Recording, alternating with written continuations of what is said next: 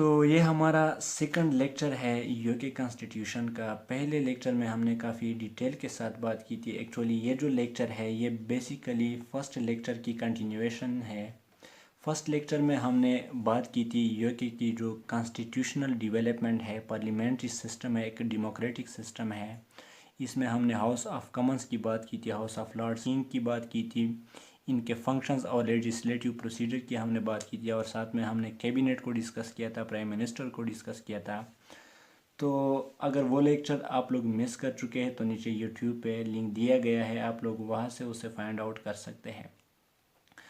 آج کے لیکچر میں ہم یہ جانیں گے کہ یہ جو کیبنٹ سسٹم ہے پارلیمنٹ میں، یہ کیسے اور کب اوریجنیٹ ہوا، یہ جو پرائم منسٹر کا آفس ہے، پوسٹ ہے، یہ کیسے اور کب بنا، اور ساتھ میں ہم یہ بھی جانیں گے کہ پارلیمنٹ میں یہ جو بائی کیمرل سسٹم ہے یعنی ہاؤس آف کامنز اور ہاؤس آف لارڈز کب بنے۔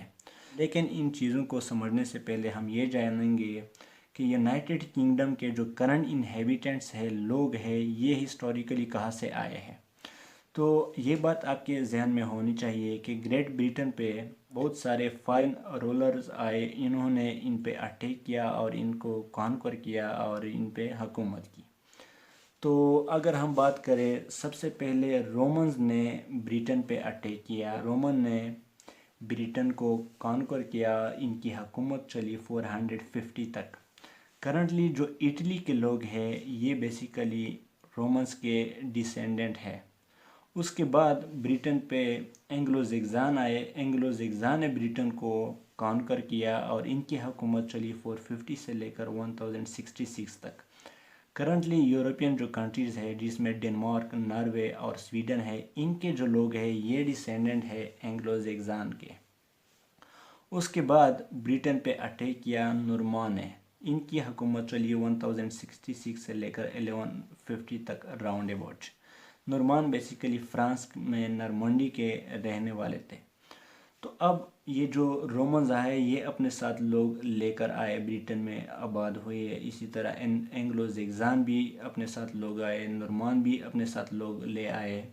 تو یہ ایک مکسچر بن گیا، پہلے سے ہی بریٹن میں لوگ موجود تھے تو یہ لوگوں کا ایک مکسچر بن گیا، لیکن بعد میں ان سب نے ایک ہوموجینیس کلچر اور لینگویج ڈیولپ کر دیا جو کہ آج تک اویلیبل ہے، ایک جیسا لینگویج، ایک جیسا کلچر انہوں نے بنایا۔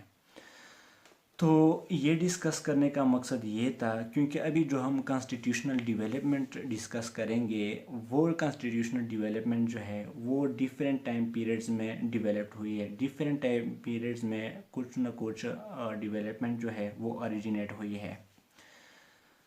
یوکے کا کانسٹیٹیوشن جو ہے یہ ایک ایسا کانسٹیٹیوشن ہے جس کے متعلق آپ یہ نہیں کہہ سکتے کہ یہ کب بنا، کون سی ڈیٹ کو بنا، آپ یہ نہیں کہہ سکتے کہ اس کو کس نے بنایا، اس کے کریٹرز کون ہیں، کیونکہ یہ جو یوکے کانسٹیٹیوشن ہے یہ ڈیولپ ہو کے آیا ہے، گرو کر کے آیا ہے اور سٹل یہ گرو کر رہا ہے۔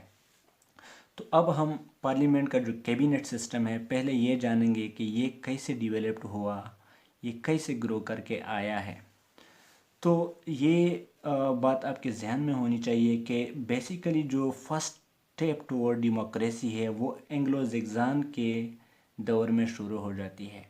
جب اینگلو زیگزان نے بریٹن کو کانکر کیا تو اس کے کنگ نے ایک کونسل بنایا جسے کہتے ہیں کونسل آف وائز مین، یا آپ اس کو وائٹ ٹینمنٹ بھی کہتے ہیں۔ تو یہ کنگ کے پاس پورا اختیار تھا، اپنی مرضی سے وہ جس کو بھی سلیکٹ کرنا چاہتا تھا اس کونسل کے لیے وہ سلیکٹ کر سکتا تھا۔ اس کونسل میں وہ اپنے ریلیٹیوز کو بھی لیتا تھا، وہ آرمی کے آفیشیلز کو بھی لیتا تھا، وہ چرچ کے ڈیگنیٹیز آفیشیلز کو بھی لیتا تھا، وہ ویلیج کے اولڈ جو وائز مین ہیں ان کو بھی لیتا تھا، اور ساتھ میں گورنمنٹ کے ہائی آفیشیلز بھی لیتا تھا۔ یہ ان کی مرضی تھی کہ جس کو سلیکٹ کرنا چاہتا تھا سلیکٹ کر سکتا تھا۔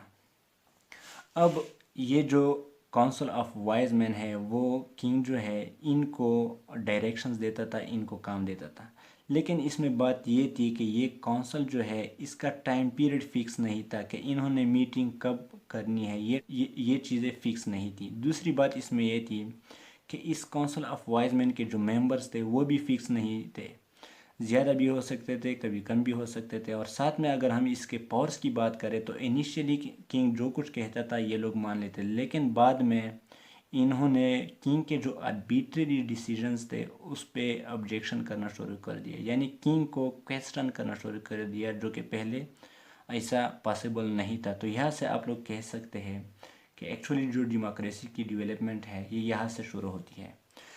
लेकिन जब एंग्लो सैक्सन के बाद नॉर्मान की गवर्नमेंट आई तो नॉर्मान के जो किंग थे उन्होंने इस काउंसिल ऑफ वाइज मैन को ख़त्म कर दिया और इसको रिकन्स्टिट्यूट कर दिया और साथ में नाम दे दिया ग्रेट काउंसिल या मैग्नम कंसिलियम भी आप इसे कह सकते हैं। अब इसमें यह डेवलपमेंट हुई, इस काउंसिल के जो मीटिंग्स थे उनका ड्यूरेशन फिक्स कर दिया गया कि 1 साल में इन्होंने 3 दफ़ा मीटिंग करनी है। अब वक्त के साथ साथ इस ग्रेट काउंसिल को छोटा कर दिया गया, इसे सेलेक्टेड मेंबर्स लिए गए और उसका एक परमानेंट काउंसिल बनाया गया। लेकिन परमानेंट काउंसिल के मेंबर्स जो थे वो भी ऐसे थे कि वो भी जब ज़्यादा होते गए तो उनको और भी छोटा कर दिया और प्रीवी काउंसिल बन गया। अब ये जो प्रीवी काउंसिल था ये साइज़ में बहुत छोटा था लेकिन ये काफ़ी एफिशिएंट था। अब काम ठीक तरह से चल रहा था, हर बंदा अपनी रिस्पॉन्सिबिलिटी ठीक तरह से सरअंजाम दे रहा था। अब जब चार्ल्स II आया किंग, ये 1660 से लेकर 85 तक इन्होंने गवर्नमेंट की, तो इन्होंने ये किया कि इस प्रीवी काउंसिल से 5 मेंबर्स को सिर्फ लिया जो कि उनके जानने वाले थे। अब इन 5 मेंबर्स के साथ वो प्राइवेट में मीटिंग करता था और प्राइवेट में उनसे एडवाइस लेता था। अब ये जो मीटिंग्स थी इनकी, ये एक रूम में होती थी या कैबिनेट में होती थी। पहले इसको इसलिए नाम दिया गया केबल और इस केबल से नाम निकल गया कैबिनेट। तो ये कैबिनेट इस तरह से होके आया है पार्लियामेंट में। अब इस कैबिनेट के जो मिनिस्टर्स थे वो जो मेजॉरिटी पार्टी थी किंग उनसे भी सेलेक्ट करता था और जो अपोजिशन में थे उनसे भी सेलेक्ट करता था। लेकिन जब विलियम III आया तो ये उनके लिए मुश्किल हो गया कि अपोजिशन और गवर्नमेंट दोनों को एक साथ बैठाता और उनसे उनकी मीटिंग कंडक्ट कर देता था, क्योंकि अपोजिशन और गवर्नमेंट एक साथ नहीं बैठ सकती थी। तो इन्होंने क्या किया, इनके दौर में यह डेवलपमेंट हुई कि विलियम III ने मेजॉरिटी जो पार्टी थी पार्लियामेंट में आती थी उनके मेंबर्स को मिनिस्टर बनाया और कैबिनेट में सिर्फ मेजॉरिटी जो पार्टी थी उनके मेंबर्स को लिया। तो ये तो थी कैबिनेट कैसे और कब बनी। अब अगर हम प्राइम मिनिस्टर के ऑफिस की बात करें कि एक प्राइम मिनिस्टर का ऑफिस कैसे पार्लियामेंट में आया, तो ये हैनोवेरियन पीरियड में आया। ये एक जर्मन था जॉर्ज I जो कि आया था 1714 को। अब इसका मसला ये था, ये जो जर्मन किंग था, कि ये इंग्लिश लैंग्वेज जो था वो नहीं जानता था, उसको समझने से कासिर था। तो इन्होंने क्या किया कि क्योंकि कैबिनेट के मीटिंग्स हमेशा किंग्स ही प्रिजाइड करता था, लेकिन जब ये आया, जब इसको इंग्लिश का मसला था तो ये इसके पॉलिटिकल मैटर से अवेयर नहीं था। तो इन्होंने ये किया कि कैबिनेट्स की मीटिंग को ज्वाइन करना छोड़ दिया, इनके कैबिनेट्स की मीटिंग में नहीं जाता था। तो इन्होंने क्या किया कि कैबिनेट से ही एक मेंबर को लिया वालपूल और इनको बैठा दिया अपनी जगह और इनसे कह दिया कि मेरी जगह आप कैबिनेट के मीटिंग्स जो है उनको प्रिजाइड कर दें। इट मीन्स कि यहाँ पे किंग ने खुद अपने ही पाँव पे कुल्हाड़ी मारी। अब ये जो वालपूल था, करंट जो हमारे पास प्राइम मिनिस्टर है, ये उस वक्त का प्राइम मिनिस्टर था। हालांकि उस टाइम प्राइम मिनिस्टर का जो वर्ड है ये ऑफिशियली रिकॉग्नाइज नहीं हुआ था, लेकिन ये जो प्राइम मिनिस्टर का ऑफिस है ये वालपूल के टाइम से आया है। हम ये कह सकते हैं कि वालपूल उस वक्त का पहला प्राइम मिनिस्टर है। तो ये तो रहा प्राइम मिनिस्टर की बात कि ये कैसे है। अब हम बात करते हैं कि ये हाउस ऑफ लॉर्ड्स और हाउस ऑफ कॉमन्स कैसे बने, यानी बाइकैमरल सिस्टम कैसे आया पार्लियामेंट में। ये भी नॉर्मान के दौर से आया है। नॉर्मान ने जब ग्रेट काउंसिल बनाया उसके किंग ने, तो ये ग्रेट काउंसिल जो था 3 डिफरेंट ग्रुप्स में मिलता था। 3 डिफरेंट ग्रुप्स में इनकी मीटिंग होती थी। पहले ग्रुप में नोबल मैन थे, जो वाइज मैन थे, वेल्थी रिच पीपल थे वो थे। दूसरे में क्लर्जी थे, जो चर्च के हाई डिग्निटीज़ या ऑफिशियल्स थे वो थे। जबकि तीसरे ग्रुप में कॉमनर्स थे। अब वक्त के साथ ऐसा हुआ कि ये जो लेज़र क्लर्जी थे, लो लेवल के लोग थे उस टाइम के, इन्होंने विथड्रॉ कर दिया, ग्रेट काउंसिल को छोड़ दिया। और जो हाई क्लर्जी थे इन्होंने ज्वाइन किया नोबल को, यानी इस ग्रुप को ज्वाइन कर दिया। अब यहाँ पे जो लो लेवल के नोबल्स थे यानी लेज़र नोबल थे उन्होंने ज्वाइन कर दिया कॉमनर्स को, और यूँ क्लर्जी ख़त्म हो गया और दो ग्रुप्स बन गए। अब यहाँ पे ग्रेट काउंसिल के 2 चैम्बर्स बन गए, एक चैम्बर नोबल का और एक कॉमनर्स का। तो ये 2 चैम्बर्स थे, ये एक चैम्बर बन गया हाउस ऑफ लॉर्ड्स और एक चैम्बर गया हाउस ऑफ कॉमन्स। अब ये जो हाउस ऑफ लॉर्ड्स और हाउस ऑफ कॉमन्स के चैम्बर्स है या हाउसेज है, ये बने at the end of 14th century.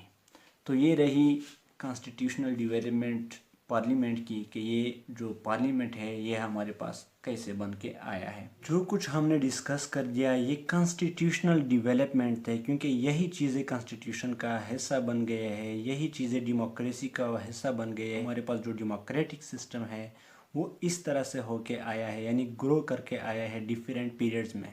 तो आगे जब हम यूके कॉन्स्टिट्यूशन के कन्वेंशंस को डिस्कस करेंगे, एक्ट्स को डिस्कस करेंगे, सोर्सेस को डिस्कस करेंगे, सेलेंट फीचर्स को डिस्कस करेंगे, तो उसको समझना काफ़ी इजी होगा अगर आप लोग इस लेक्चर को समझ गए हैं।